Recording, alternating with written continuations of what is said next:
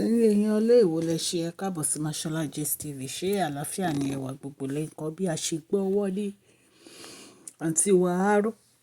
Wọ́n ní ṣe ló gbé ọ̀rọ̀ àǹtí wa lọ síwájú àwọn elders nítorí wípé ó ní àǹtí wa wípé ṣe ni ó lọ kó àwọn fọ́tò tí òun kó sílẹ̀ nígbà tí àwọn clean ilé.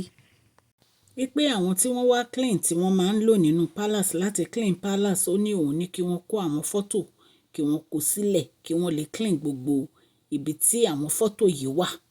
Wọ́n ní ìgbà tí wọ́n dẹ̀ clean tán, wípé àti mú gist wá tẹ́ bá ń follow mi. Wípé ó dẹ̀ di pé kí wọ́n dá picture padà. Wọ́n wá ní pé kán hold on. Wọ́n ní bí picture ṣe disappear nìyẹn, wọ́n ṣàmọ́ bí picture ṣe disappear ní kúrò nínú palace. Wọ́n ní kábíyèsí dẹ̀ bínú ipe kan lọ wá picture yẹn wá. Ipe tí àwọn ò bá rí picture yẹn, wọ́n ní láti fi palace sílẹ̀ ni. Ẹ̀yin èèyàn lé, ṣùgbọ́n gist tá à ń gbọ́ nísìn, wọ́n ní in fact gan màmá queen wa NAOMI, wọ́n ní táwọn ò bá rí picture yẹn, real one, kì í ṣe pé bóyá kí kábíyèsí lọ ṣe mí o. Èyí tí wọ́n kó lọ yìí, wọ́n ní àwọn máa fà wọ́n lé ọlọ́pàá lọ́wọ́ ni. Wípé wọ́n gbọ́dọ̀ produce picture yẹn padà. Ẹ̀yin èèyàn lé, wọ́n ní àwọn tó clean, wọ́n sọ pé ibi táwọn kó sí, àǹtí wa Aro ló ní káwọn kó picture yìí sílẹ̀ ń bẹ̀. Wọ́n ní pé táwọn fi máa kó padà, wọ́n nígbà tó máa ní kán hang picture, wọ́n ní picture ti disappear o. Àǹtí wa Aro, wọ́n ní pé ó ní àǹtí wa ló kó àwọn picture yẹn. Wọ́n ní ó gbé ẹjọ́ ẹ̀ lọ síwájú àwọn elder wípé àǹtí wa òun ló kó àwọn picture yìí pamọ́. Báwo ni wọ́n ṣe kó àwọn picture yìí pamọ́ a lè sọ.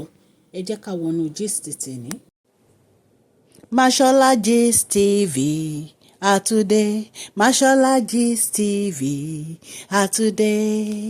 Àtúndé bí a ṣe ń dé, a kí ọmọdé, a kí àgbà. Ẹ káàbọ̀ sí Mashola Gist TV. Mashola dé o, Àtúndé, àgbé tuntun dé. Àmú gist alálùbáríkà wá fún yín lórí public gist, lórí royal gist, lórí celebrate gist. Mashola Àtúndé o, Àtúndé, Mashola Gist TV, Àtúndé. Ẹ̀yin aráalé, Mashola Gist TV tún gbé tuntun dé o. À ń kí ọkùnrin, à ń kí obìnrin, ẹ káàbọ̀ sí Mashola Gist TV. Ṣé àlàáfíà ni ẹwà gbogbo lè ń kọ́? À ń ṣe advert lórí channel yìí, ẹ kàn sí wa ní masholagist.tv@gmail.com. À ń sọ̀rọ̀ nípa celebrity gist, royal gist, politics àti gbogbo nǹkan tó ń ṣẹlẹ̀ ní agbègbè orílẹ̀-èdè bàbá wa ní ilẹ̀ Nàìjíríà. Ẹ̀yin èèyàn lè tẹ́ bá ti subscribe, ẹ subscribe o. À ń sọ Yorùbá lórí channel yìí nítorí pé a fẹ́ gbàgbé àṣà àti ìṣe wa. Ẹ̀yin èèyàn lè, ẹ jọ̀ọ́ ẹ má gbàgbé kẹ́ fún fídíò wa ní thumbs up o. Èyí ṣe pàtàkì fún channel wa. A máa ń sọ̀rọ̀ nípa celebrity gist àti royal gist. A dẹ̀ máa ń mú gist wá láti Monday títí di Friday. Àwọn politician gist wa wọ́n máa ń wá ní weekend, ìyẹn Saturday. A dẹ̀ tún polówó ọjà náà ní Saturday àti Sunday. Ẹ̀yin èèyàn lè kàn sí wa ní masholagist.tv@gmail.com. Ẹ̀yin èèyàn lé bí a ṣe ń sọ lọ o, àǹtí wa àwọn ni wọ́n kó àwọn picture yìí kúrò nílẹ̀. Wọ́n ní àwọn náà kó àwọn picture yìí kúrò nílẹ̀ bí a ṣe gbọ́ allegedly ni o. Wọ́n ní ṣe ni àǹtí wa Aro ní àwọn ni wọ́n kó. Wọ́n ní wọ́n dẹ̀ ti fà wọ́n lé àwọn council kábíyèsí lọ́wọ́ wípé àǹtí wa mọ̀ ń pa bí picture bó ṣe disappear kúrò nínú palace. Ẹ̀yin èèyàn lè gist tá a gbọ́ ni.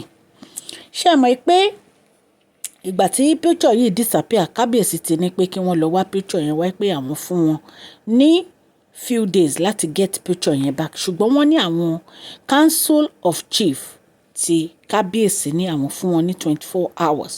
Wípé tí wọ́n